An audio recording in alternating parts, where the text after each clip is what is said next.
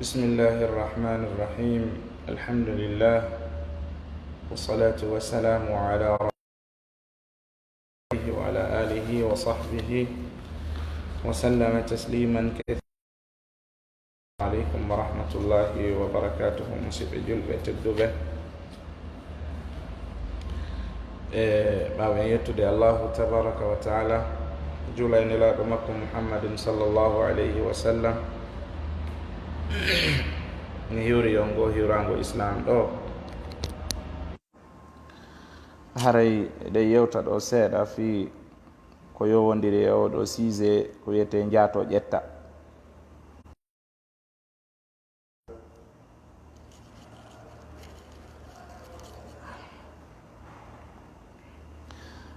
Question ji buyi ino arde ka privé an ɓe addanalan ka whatsapp, question ji dongal fi ɗum ɓe manipula yewtereji ɗin ɓe sansidira ɗino ɓe faalira ɗaɓɓugol laawol no mi wawira yewtirgol ɓe fi affaire jaato ƴetta. Misal joni goɗɗo o jaatodira e sonnajo, premier on hara ko jaatigui ɓe jaatodira ɗon ɓe wonda, goto kala e maɓɓe inna moodi millan faala ya jomban, maɗum oɗa inna moodi millan faala ma jombude, joni accu yaren ka mawɓe ɓe jombi. Woɓɓe adda ɗon ɓe inna ɓe weldu tun ɓe naɓidi no ɓe yiidali e mbaldi, woɓɓe inna ɓe yiidi e mbaldi wano nde wootere, woɓɓe inna ɓe yiidi plusieurs fois kono ɓiɓɓe heɓaki, woɓɓe inna ɓe yiidi e mbaldi ɓiɗɗo goto heɓike, inna ɓe yiidi e mbaldi kono reedu ndum boni.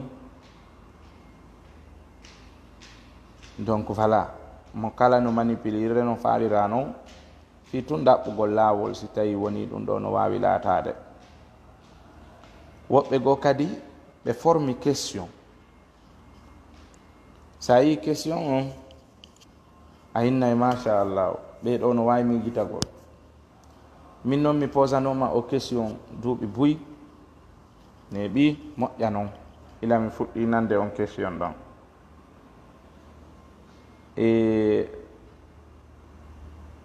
Ko on ɗum woni question o si mi woli question on ɗo buyi e mon tawa ɓe nani question on ɓe taw ɓe posinomo ma ɗum goɗɗo posaninoɓe ma ɓe nanino ka o posa question jindi moƴƴa e kadi ɓe sansinirde mo noone no ɓe faalira o. Misal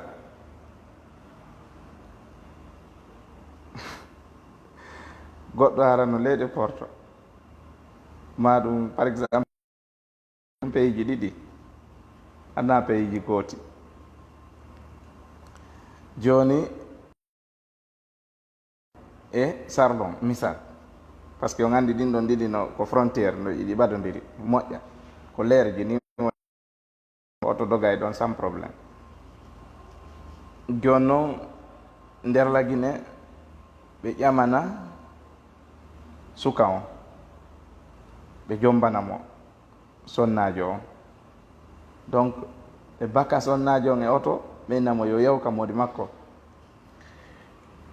jeune jo on iwato Sarlon misal, kanko mo arde lagine ɓe fewa fottugol ka frontiére e ɓe wawali feƴƴude, oɗa wawali feƴƴude oɗa wawali feƴƴude, donc tawa ko jemma joni frontiére fermama, wona joni koye ɓe waalu ɗon après goto kala e maɓɓe feƴƴa. ɓeɗo ɗiɗo noon yiida tun ɓe yaha ɓe yiida e mbaldi ɗon jemma ɗon weyta bimbi jeune jo on feƴƴa, jiwo on feƴƴa, jiwo on yaha Sarlon ɓeyna e modi ma yahi, jeune jo on hewta lagine ɓeyna a minen min jombanima, ɓeygu ma yahi Sarlon. Donc yahoya noon ha o suka e o jiwo ɓe yiida on gite joni ɓe andoya noon eyo ko ɓeɗo ɗiɗo jatodirno ka frontiére to ɓe yiidi e mbaldi kon ɗum no woni ñawore ɓeɗo ɗiɗo ka ɓe yiidi ɗo. woɓɓe goo inna kadi hay ɓiɗɗo yalti e nder muɗum kon ɗum woni ñawore on ɓiɗɗo. woɓɓe kadi change yewtere nden ɓe inna jeune jon e jiwo on kaka club ɓe fotti, donc ɓe manipula landal ngal moƴƴa. almuhim piiji ɗin ko dagaki kon dagaki musidɓe julɓe, ko dagaki kon dagaki. neɗɗo o taw ɗaɓɓitan hoore makko probléme, taw ɗaɓɓitan hoore makko probléme. Allah subhanahu wa ta'ala no jeeya e piiji ko ɓuri añude e hoore leydi ndi waɗugol jeeno, o añi ɗum moƴƴa noon, emo harmini ɗum kadi ha emo sattini fi mum kadi haɗore nden moƴƴa, e o seytinayi kadi fi ɗum ha ɗum waɗi nelaɗo sallah ah sallam maki kala ñandinta sonnajo ɓoori conci makko ɗin yeeso gorko janano fi jeeno haray o itti wirngallo ko wiyete hersa kon hakkude makko e allahu subhanahu wa taala, haray o tetti kon rido hun ɗon. jeeno ngon moƴƴa no harmi, hakken ko tawi jeeno ngon no metta allahu subhanahu wa taala, o wiyali wotan en waɗu jeeno, o haɗali en e jeeno ngon, na jeeno ngon o woli fi muɗum, ko laawi ɗowayɗi ɗin ha jeeno ngon waɗa ko ɗin o adi fermude, ko ɗin taw o adi harminde. andi ɗon jeeno ngon itti sikke ka ɗum pullo fu taynata taƴo hoore feƴƴi barme. allah wi la taqrabu zina, hita on ɓaɗo jeeno, la taqrabu zina, ta on ɓaɗo jeeno, innahu kana fahishatan wa sa'a sabila, woni pankare, woni bone, e kadi ɗum boni laawol. na jeeno ngon boni laawol,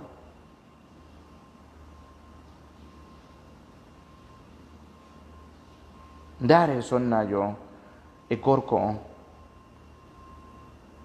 si ɓe yiidi e mbaldi ɓe heɓidiɓi tawi wonaka dagiɗon o heɓori,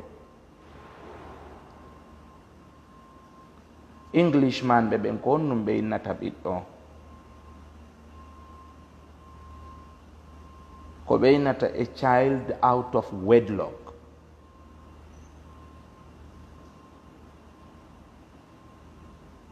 A child out of wedlock, bobo jibinaɗo e ɓawo dewgal, ma ɗum ɓe inna an illegitimate child, bobo mo dagaki, bobo mo wona ɓi halal.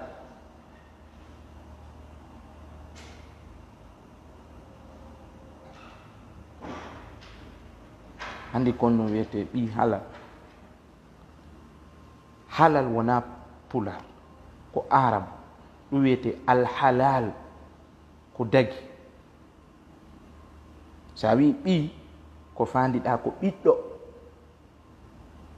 ɓi halal yani ɓiɗɗo halal, ma ɗum firo ɗimmo ngon ɓi halal mo mawɓe mu'um woni wona e halal yiidi si o heɓi.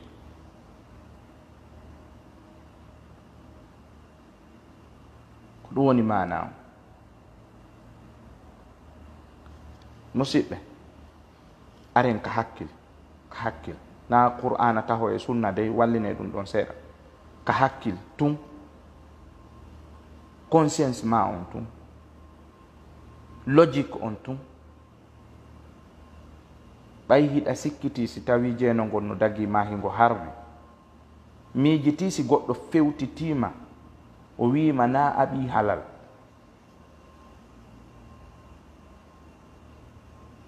ɗum ɗo welete an ay hiɗa waɗani ɗiɗi si tawi jeeno gonno harmum. ɗum ɗo welete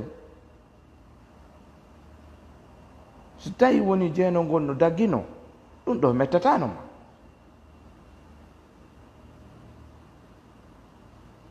ko par ce que jaatigi yagal ngal dagaki, par ce que jeeno ngon dagaki, par ce que ɓiɗɗo fattuno inñini,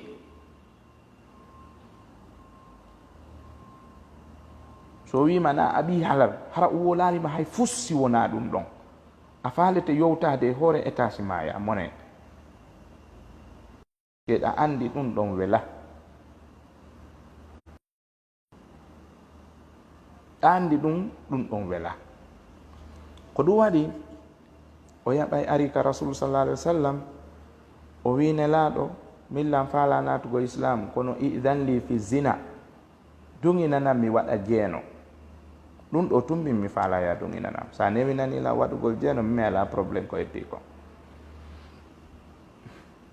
sahaba ɓen seytini te faala nangude o yaɓe ɓe mondidiramo nde wotere, nelaɗo makitirtemo na onon o landi. nelaɗo maki atardahu li ummik,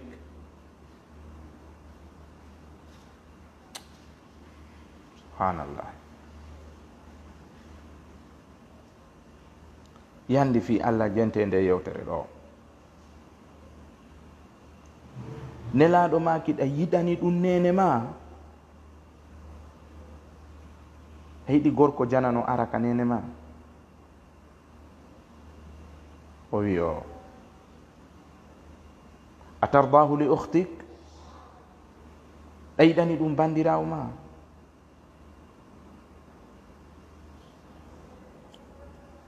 o wi o ɗa yiɗani ɗum yaye goɗɗo, mami yaye ma ɗa yiɗani ɗum yaye. enen kadi ɗe wawi wiide ɗa yiɗani ɗum nene ma, o ɗa yiɗani ɗum yaye ma, a yiɗi yiwgol yaye ma no wondi e gorko janano tawana jombo ɗon o dewgal sunna e farilla, wallahi e dow ma an ɗum ɗon haray no wele, no walanima.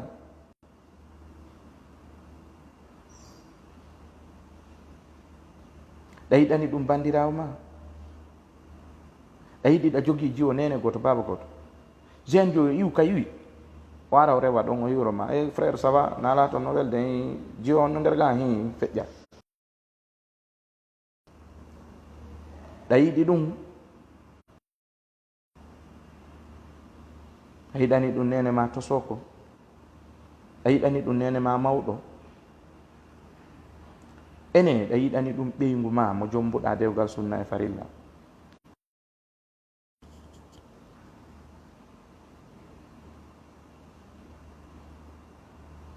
joni noon an a yiɗana ɗum ɗo hay goto e ɓeeɗo fap, a yiɗana ɗum yumma ma, a yiɗana ɗum nene ma mawɗo, a yiɗana ɗum nene ma to soko, a yiɗana ɗum bandam ma, a yiɗana ɗum ɓeygu ma.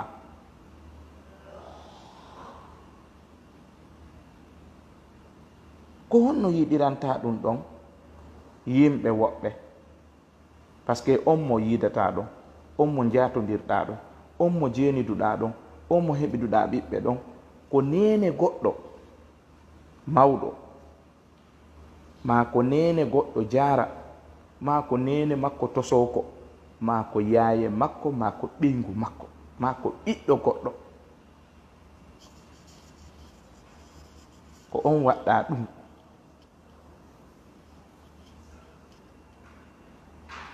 ko ɗon noon kadi yahɗa wiɗa lam faala jombude on, konko tawi a faalanaka nene ma jara, a faalanaka nene goto ma'a, a faalanaka yaye ma, ko ɗum waɗoyɗa goɗɗo yiltiɗa wiɗa yon ar jombidiron. This is injustice. ɗum ɗo wona nunɗal, si tawno hiɗa fellituno hiɗa yiɗani ɗum goɗɗo, a fellituno kan hiɗa yiɗani ɗum hoore ma, accayno zen ɓe goo kadi ara ka mon.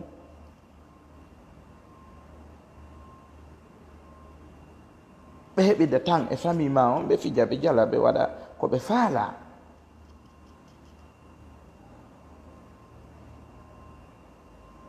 yilten page seede dewgal ngal hino dagi. si goɗɗo yalti inni mbarin accu, ɓe yehi on yehi ha on regili ha on jombi ka suudu mon no faalira,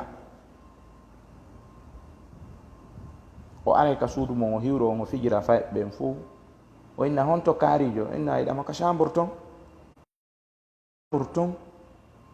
ɓe yiila bafal ngal ɓe jooɗo ton, ko ɓe geri ton wo ko affaire maɓɓe, hara hiɗa jooɗi ka salon, wonde a yaltay hay ka salon accanaɓe, par ce que hiɗa andi ko ɓe woni kon no dagi.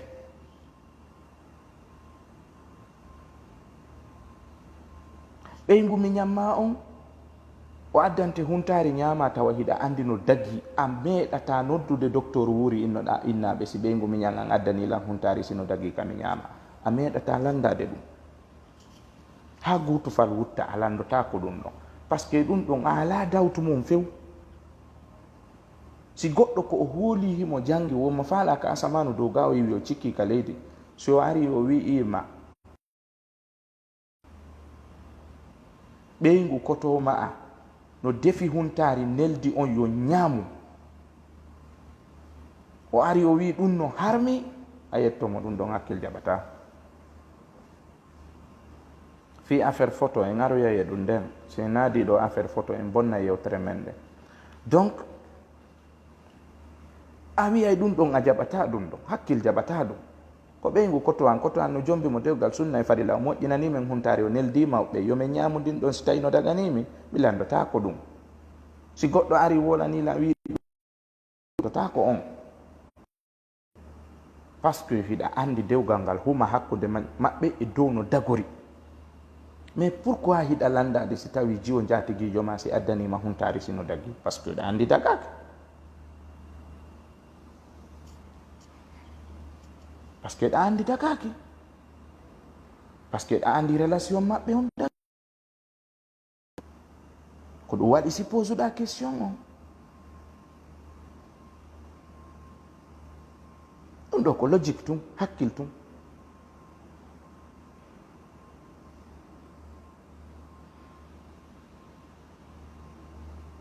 jaato ƴetta sino dagi, an hiɗa yani yo goɗɗo ar jaato miñamma ɓe wonda ɓe heɓida ɓiɓɓe, on okkumo on jiwo jomba, ɗa yani ɗum an hiɗa faala ɗum,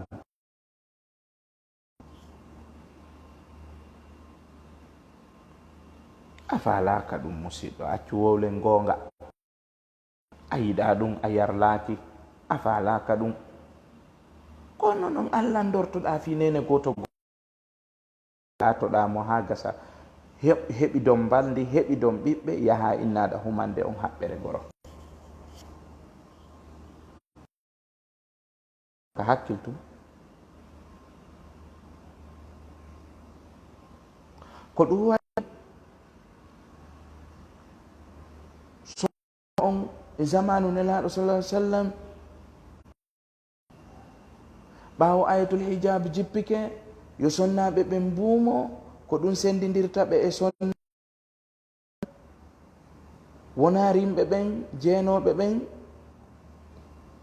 sonnajo landino nelaɗo sallallahu alaihi wasallam hakken ko o ngalɗi, o wi atazni l hurra,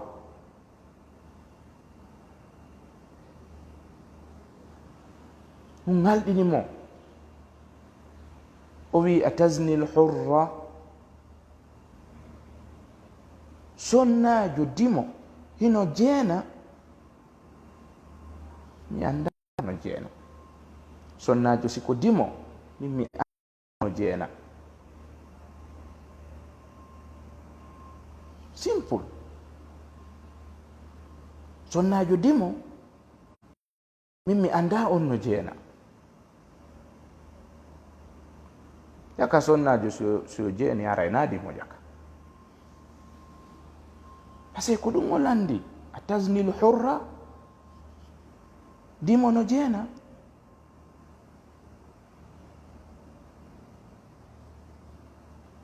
Allah subhanahu wa ta'ala wi ka Qur'an fassalihatu qanitatun hafizatun lil ghaibi bima hafiza Allah. Sonnaɓe moƴƴuɓe ɓe ko wiyete sonnajo moƴƴo ka Allah ko kanko Allah woli goy namin e ma fassalihatu sonnaɓe moƴƴuɓe ɓen ka Allah qanitatun hafizatun renuɓe bil ghaibi ka wirni bima hafiza Allah ɗum ko Allah halfini ɓe yoɓe ayno. Allah halfiniɓe hoore maɓɓe, Allah halfiniɓe ndimu maɓɓe ngun, Allah halfiniɓe teddungal maɓɓe ngal najo kon yoɓe renuɓe ayna ɓe hiwa.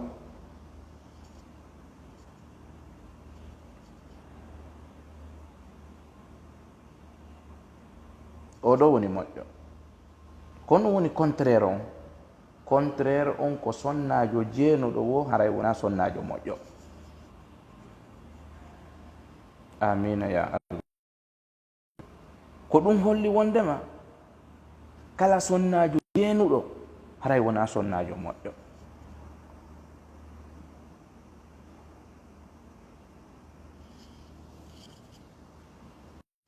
Aren ka hakkil kadi en adda e aydi Qur'an seeɗa e hadis seeɗa ka hakkil seeɗa par ce que si ɗen piwde exemple ji ka haqqillaji meɗen kadi no wawi tabintinde ko wona e yewtede kon.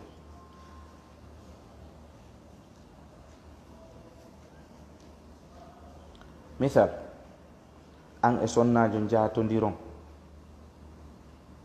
ha gasa, misal goɗɗo e sonnajo ɓe jatodira ha gasa, ɓe wonda ha piiji buyi feƴƴa hakkunde maɓɓe, ɓe aroya noon ɓe nayi ɓe jombidira noon. Si ɓe jombidiri entre maɓɓe kamɓe ɗiɗo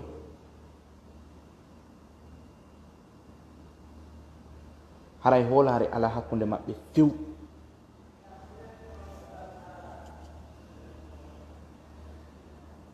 Haray ɓe hoolodira few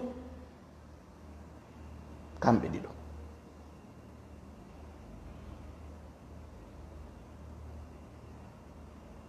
Ko honno woni preuve on wondema haray ɓe hoolodira. Jonna on exemple waɗi min on yen piiw ka hakkil. Si sonnajo on o ƴetti téléphone makko on mo yewtidude e gorko janano, no gasa hara ko jatigijo makko kadi no gasa hara ɓe weldu tun, gasa hara ɓe andidir tun, moodi makko andi ɗum, probléme aray hakkundeji maɓɓe moƴƴa. Ko honɗum woni probléme on sabu ko ardata kon. Mi jonnayi on ko sabu tawde filtray ka haqqille gorko on ga dema kanko e sonnajo on ko ɓe waddayno kon fewndo ko ɓe jatodiri, ko ɗum kanko kadi ɓe woni e waddude.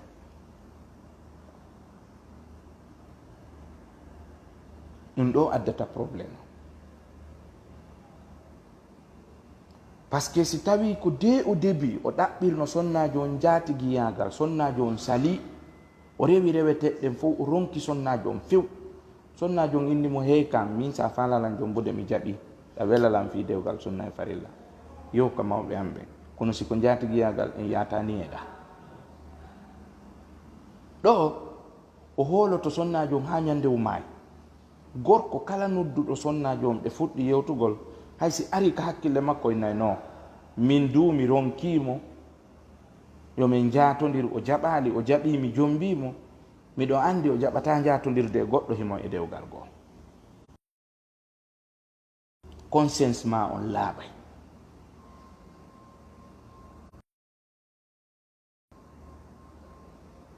Kono deke atori jatigiyagal ngal so wondi kala gorko mo wolidi asik au contraire kadi sonnajo on kadi ko non, kala gorko, kala sonnajo mo on gorko yewtidi sonnajo waɗay ka hakkille mum wondema away o gorko jatodiri e o, donc ɓaale ɓe jatodiri ɓe waddi sifa komin wadduno kon fewndo komin jatodiri adi men jombidirde. Conscience sonnajo on laaɓata e ma aduna. Waleykum salam warahmatullahi wabarakatuh. Donc conscience sonnajo on kadi laaɓata e ma aduna. Ayi ko ɗum waɗi mi wi onon ɗiɗo on holodirta poma, fodde ɗon wondi on holodirta. Gorko on suusata wolidugol e sonnajo, haray oɗa ɓeygu makko naɓi hakkille mum ɗen e ko ɓe wadduno ko. Siko sonnajo on yewtidi e gorko, gorko on naɓi hakkille mum ɗen ko kamɓe ɗiɗo ɓe wadduno ko. Donc o darata.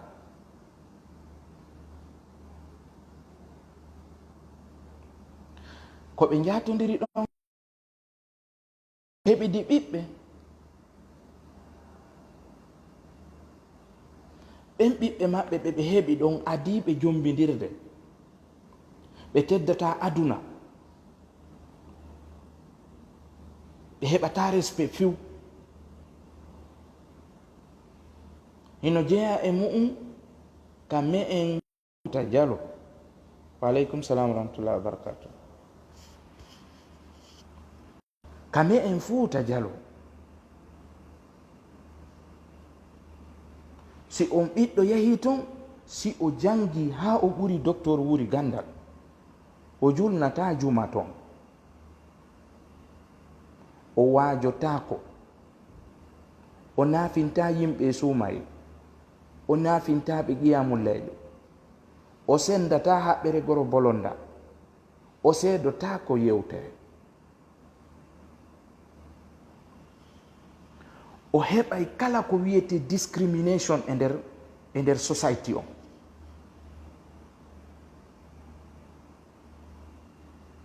Ko ɓuri sattude e ɗum ɗon foppu kon kadi ko tuma o hewti ka o jombata ma o jombete. Big question non ko ɗon woni. Tenti ni non suka on. Si tawi ko ɓiɗɗo ɓe heɓi gorko o hewti ka o jombata, o yehi o inni mo faala o sonnajo ɗo, mawɓe men ɓen ko ɓe adoto innugol, addoy baaben ma. Jonnon o ala baaba, o ala baaba mawɗo, o ala bappa, o addoy taale dewol makko ngol ɓen jamana mo, hakkil jaɓata ɗum. Naka fina tawa meɗen, wonaka islam meɗen, hakkil jaɓata ɗum. Ko gorko, ko worɓe ɓen ƴamoyta, mana ko gorol ngol ƴamoyta. O ala noon baaba. Ko ɗum Allah wi wa sa'a sabila, boni lawol. Ngal huttodiral maɓɓe ɗa ɗiɗo kadi ko ɗon kadi naati wa sa'a sabila. Ndaare ɓiɗɗo hemo piyire loyrundu tawata ko nene makko e baabe makko faggiti ɗum, kanko tawaka e mum, o anda o yiɗa o weltora yo ar e ngol lawol ɗo, kono o ala choix, o ala choix. He has no choice.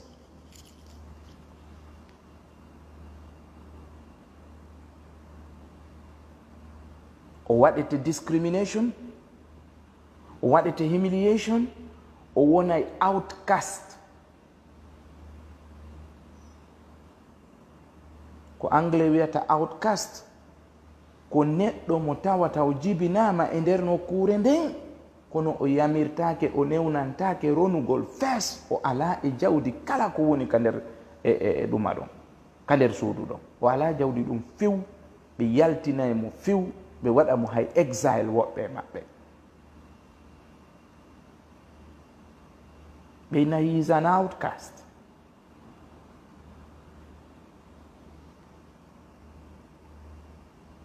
ko ɗum ɗo wonɗa ɗaɓɓitanoyde hoore ma,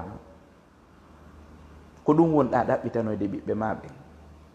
E siɗa faala sonnajo haɗi jombamo acca jatagol mo taw si jomboya ɓayɗa andi a jomboyay mo.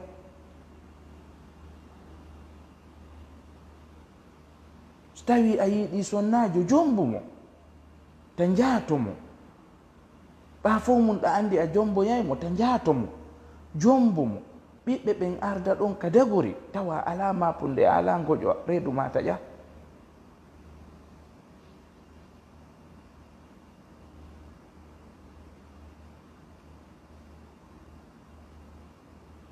on ɗo dagake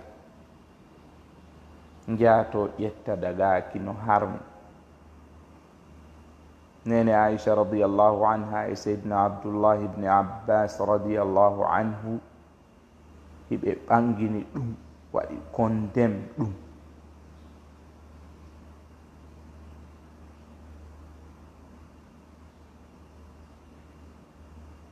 an sonnajo on hiɗa duwa heɓde ko wiyete pride, a duwa heɓude teddungal, a duwa heɓude respect, a duwa hoolade hoore ma, a duwa jogitade hoore ma.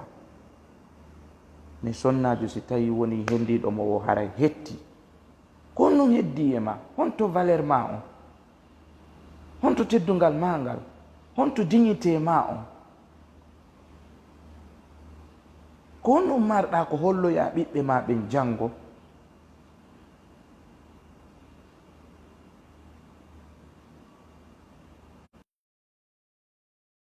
history on o filloto record makko on.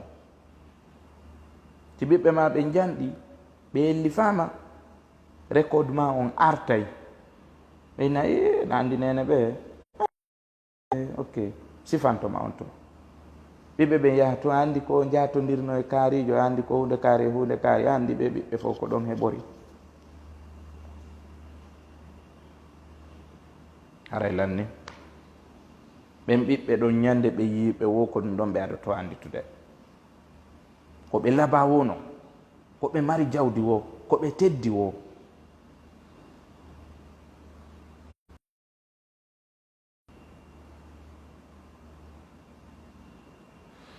ko ɗum waɗi nene men jarano jonni en goɗɗum ko en wawataɓe yoɓude ha ñande dargal ngal dari, ko neɓuɗa wonde ka hoore leydi ɗo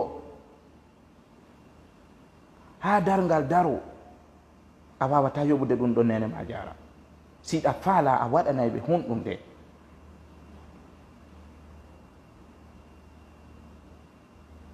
si a fini ka hoɗo ma, a tawi ko a ɓi halal, a tawi ko e dewgal jibinaɗa, siɗa faala a waɗanay nene ma jara honɗum nde, a wawata ɓe yoɓude ɗum ɗon.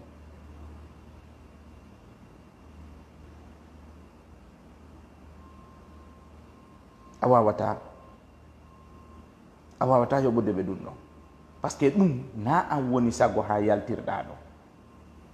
ko Allah subhanahu wa ta'ala waɗi ɓe heɓi imanu, ɓe jogiti hoore maɓɓe, ɓe daditi, ɓe tambiti hoore maɓɓe, ɓe yejjiti kala ko wiyete weli foti, ha ɓe ƴetta dewgal sunna e farilla, ɓe jibinma ɗum. a wawata yoɓude ɓe ɗum.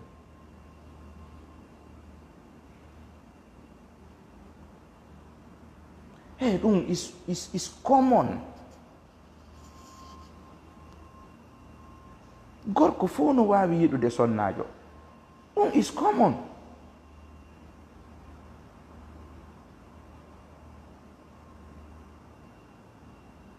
sonnajo fo no wawi yiɗude gorko, it's common. ɗum ɗo goto kala e men no taga e mum. ta wawi yiide ɗo sonnajo for the first time yiɗamo ko a yiɗali goɗɗo ha hande. a wawi yiide ɗo gorko an sonnajo for the first time yiɗamo ko a yiɗali goɗɗo ha hande. yimɓe dara o ha ɓeɗon ka ɓe jiɓo andude kon ɗum yiiɗa e makko, tawa it's normal. a yiɗumo, that's all.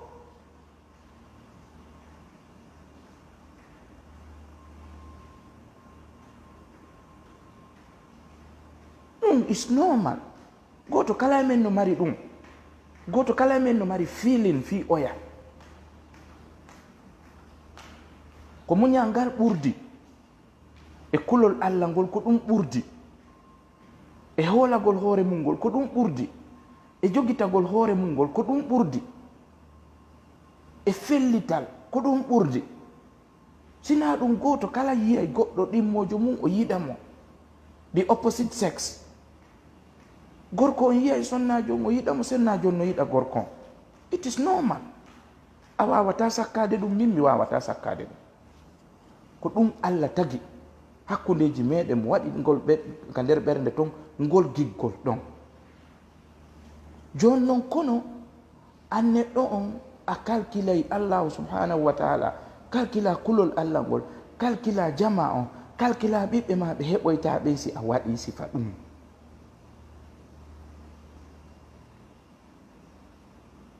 min ɓe ala darde yeeso e ɓaawo woni darde ko weli e foti on tum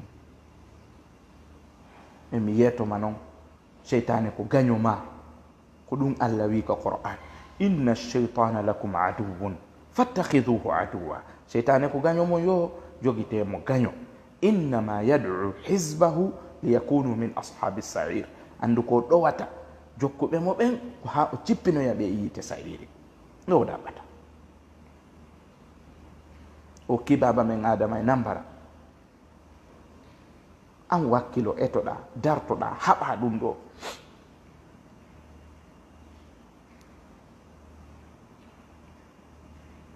a sikkude ɓay on tigui jatota ko o jeenata haray kanko o yiyata ko yiɗi e debbo o hoyi a sikkude on tigui ɓay o jatota ko o jeenata o yiyata ko yiɗi e gorko o hoyi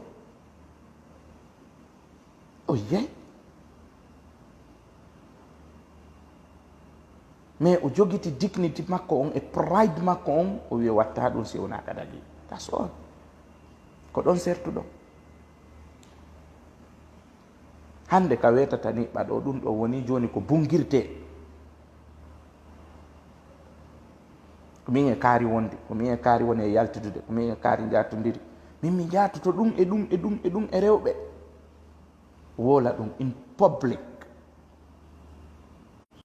sallllahu alayhi wa sallam maki kala wirtuɗo gundo Allah on Allah wirtay mo ka o tañƴinaki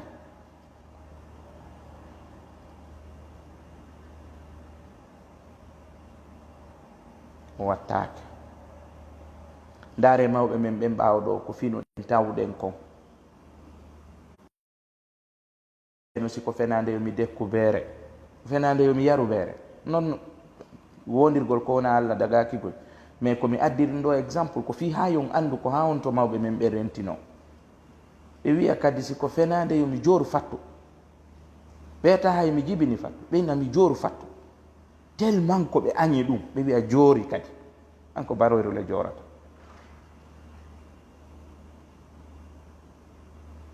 ɓeyna joori hakken ko ɓe añi ɗum hakken ko ɓe añi ɗum si ɓiɗɗo heɓama ka suudu ɗon tawina ɓi halal on jiwo heɓuɗo on ɓiɗɗo ɗon o ƴoganoytaɓe ndiyan aduna ɓe yaraɗa o ƴoganoytaɓe ndiyan aduna ɓe salligoɗa o ƴoganoytaɓe ndiyan aduna ɓe lotoɗan ɓe yaha ka juma uppantaɓe concol ɓe wattongol ɓe yalta ɗum ko ɗum finuɗen tawɗen ka men o culture men on ni mo tawruɗen mawɓe meɗen on ko fi on no waɗi ɓe waɗi par ce que da gaaki ɗo noon ko jatigiyagal tungoy ɗo ɓe jombidirali hay jombidirgol taw enen noon inna on tiyo yahu jatodire o waɗa jeeno bal o heɓa e ɓiɓɓe nanga e posugol ɗin question ji est ce que ustas en ɗo no wawi kamen ñeñina men jombidira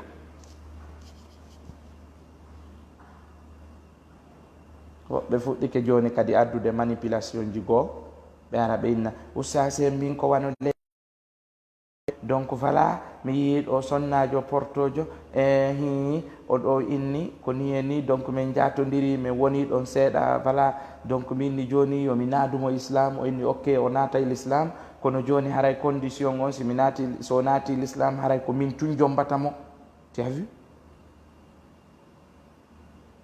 ko ɗum o woni addude ko fi tun ya wiwmo no dagi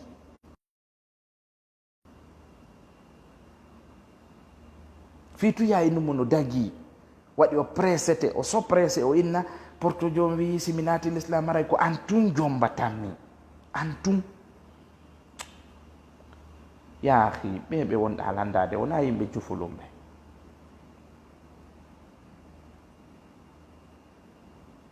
joni kadi goɗɗum go kadi arti ko ɗum waɗi min numa noneji ɗi no ɗuuɗi ha goɗɗum kadi arti joni ko ɗo yiyata ɗo sonnajo wonɗo leyɗe porto hara mo laaɓa mo jogui darde mo gollude programme ji makko ɗin fof no yaade normal yaha inna lam falama jombugol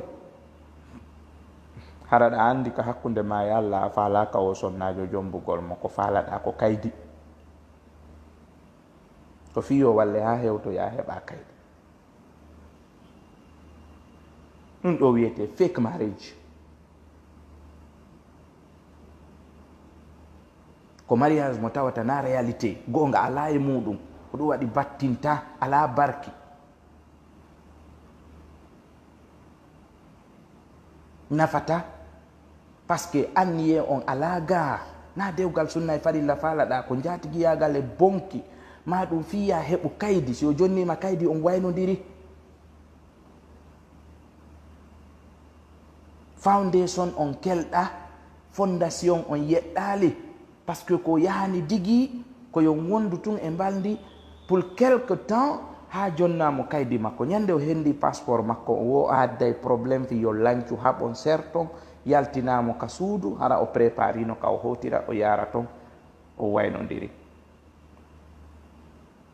ɗum ɗo no harmi ɗum ko jamfani ɗum dagaki ko jamfa et puis ko fenade kadi sonnajo on laaɓanima an a tunanimo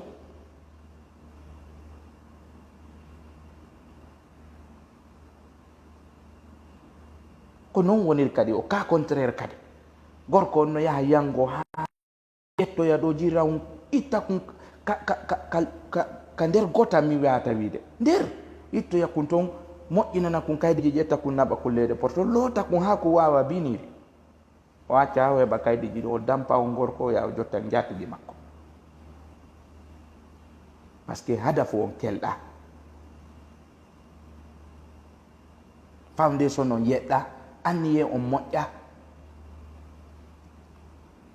ha ɗum ɗon woni joni kendare wotere luɓɓinima yo joni haysi a yi neɗɗo moƴƴo on ɗa an sonnajo on fiya jaɓu o jombe ƴettamo naɓa leyɗe porto ko probléme par ce que yimɓe jamfodirino ha ronki an gorko moƴƴo on ɗa si a yi sonnajo moƴƴo fiya jombu mo naɓamo leyɗe porto ko probléme par ce que yimɓe jamfinoke ha ronki yimɓe wi huulu Allah ko anduɗa a watta kum ta jaɓu ko andu a falakamo sa falakamo ta jaɓu innugol yiɗa falamo fi jombugol mo just to mess up the person's life ta jiiɓu gurdam makko ɗam ta bonnumo avenir on ha bonnoramo devenir on accu faalaɗo mo on jomba mo accu mo o faala on o jomba on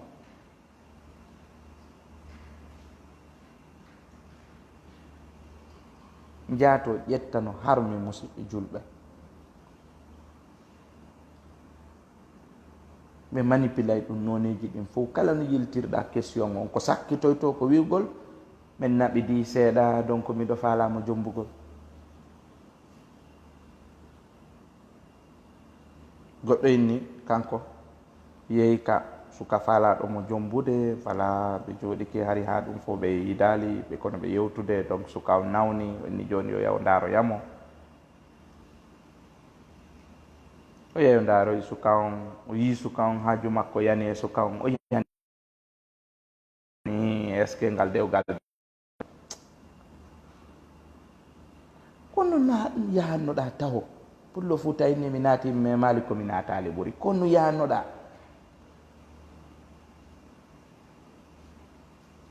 it's rather unfortunate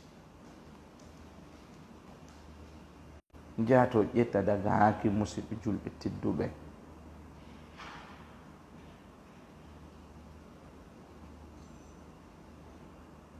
a jaɓu.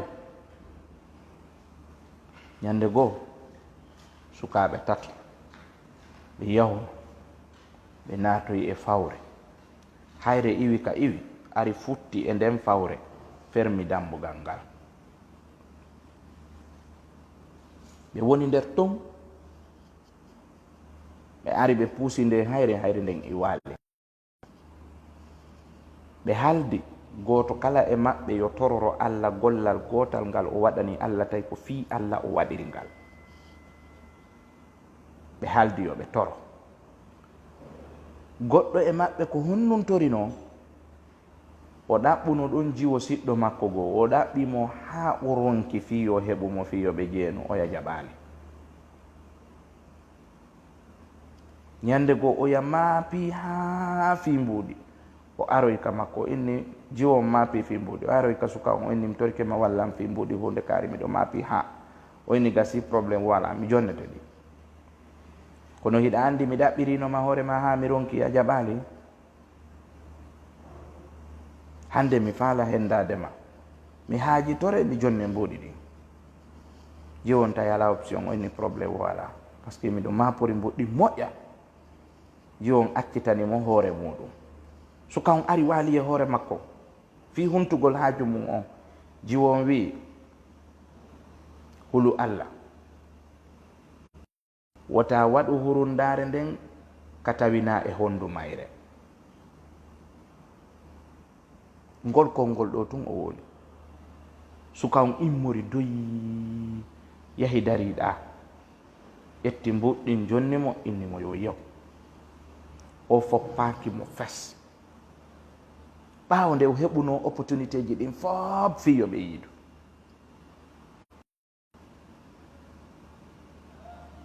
sabu ɗum ɗo Allah udditiri fetere nden e maɓɓe, ɓe yalti.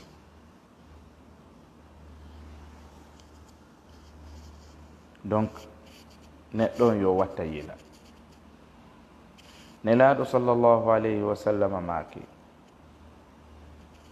annasu yubathuna ala ma matu, yimɓe ɓen immintinoyte e dow ko ɓe maayi kon. ñande goo hari miɗo Gambia, ɗum o waninmi waka newre an ɗo, ko mi woni on sifanade ɗo ko na e ɓaawa waɗi tawndeya. zen jo himo jombi mari ɓeygu makko mo wondi e muɗum, e jaka mo ɗum woye chambre nokku go'o, o yahay o adda toon jirra bande ɓe yiita, tuma fewanimo wo. ɓeygu makko woni sowiɗo, o yehi o addoy jirrawo goo ñande goo, ɓe ari ɓe naati ka chambre makko ka o luwi feere to ka ɓeygu makko ala to, ɓe naati ɗon ɓe waali haɗe 3 heures debbo o maayi. ɓay debbo o maayi, o yalti, o tawi o sonnajo maayi, o yalti, o yahi o yiidoy e hoddiɗo makko goono ɗon, o konkani on jemma ɓe 3, o inni o inni wo mi ardiɗo e sonnajo kono o maayi nder ga. o inni o maayi, o inni mo hoɗidi on ardini hakkil, waleykum salam wa rahmatullahi wa barakatu, ardini hakkil, haw jaali waɗali panique. o inni ok probléme ala, ɗo ino newi, joni mahen wonaka nder suudu habboɗa ɗon, mi darano mi wallire heɓira taxi yaltinen fure o, hara goɗɗo an daali ɓay ko jemma. o inni probléme ala. oya naati jooɗi ka chambre, oya yaltidi e bafal ngal, soki sorti, yahi ka jongalle on, tawi jongalle on kamɓe fof hoddi ka nder galle ton, o yehi ka jongalle on, o konkoy ɗon. jongalle on ni ko mbo, ni ko min udditeɗo heña. jongalle on udditi, o inni o suka mon kaarijo luwɗo nokku kaari, o addi sonnajo ton, sonnajo maayi nder ton. son addoyali police joni si ɓe humpitike ɓe naɓay en enen ɗo fof yo galle on ka woni ɗon noddi police ko wiyete guite laaɓi tay galle ɗen foppo a wawata heɓude ka tugga hondu police e pinka ɓe konki bafal ngal ɓe sotti sokkunoɗomo on ka yaasiga sotti ɓe tawi hino jiwo on e hino gorko on ɓe mooɓi fure on ɓe naɓi ka labtane ɓe ƴetti suka on ɓe yaadi e makko miɗo andi suka on hay ka hoɗo ka o iwi ɗon mais ɗum na haaju an na ɗum ɗon addimi wolugol ɗo komi haalanta on koko nelaɗo sallallah alih wa sallam maki kon annasu yubathuna ala ma matu yimɓe ɓen immintiniroyte koɓe maayi ɗon joni o sonnajo si o immintinoyama yawmal qiyama ñande dargal ko ɗum o mari ko jaabo Allah mo maayi ka gorko jatiguijo makko mo maayi e jeeno konno marɗa ko jaaboɗa Allah ñande an jatigui ma noddete yaha ka makko yaha walagol ɗon tun maya tun immintinoyeɗa ka dargal konno marɗa ko jaaboɗa Allah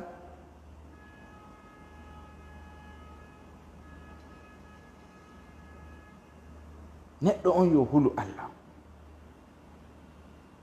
neɗɗo on yo hulu Allah jaato ƴetta wona dewgal jaato ƴetta wona dewgal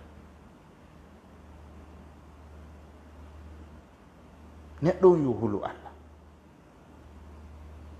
en ɗuɗɗinali addugol dalil exemple dika ke woni ɗanke yo faamu nde yewtere wona fi mone addugol tun dalilaji ka qur'ana e ka hadith par ce que simi addi dalilaji ka qur'ana e ka hadith ha janggo sa faala ka ƴettude a ƴettata siɗa faala ƴettude simi woli konngol gotol tawi konngol gongawol a ƴettiraygol saabu ko ƴettirta